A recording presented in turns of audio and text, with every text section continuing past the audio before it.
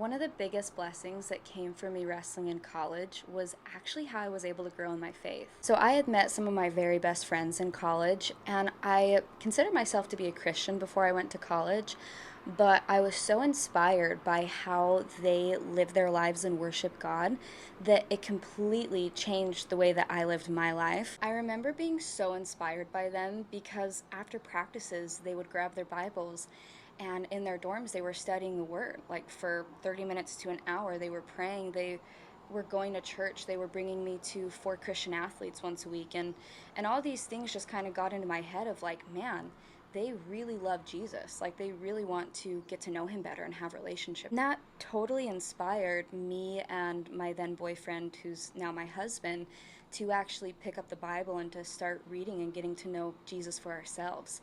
And it completely changed the trajectory of our lives and how we try to align our lives with Jesus' teachings. And then once we actually started reading the Bible for ourselves and praying and just doing these things to help in our own faith journey, it became so clear to us that Jesus is the way, the truth, and the life.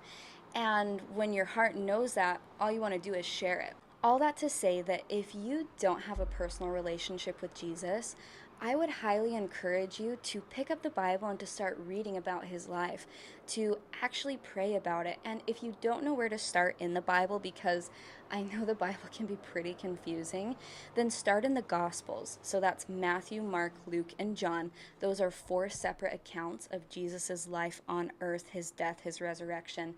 And that's honestly one of the easiest places to start to understand what your beliefs as a Christian are. As I was going about this week and just thinking about what I wanted to share for Faith Friday, it was just put on my heart that I needed to get on here and share part of my testimony.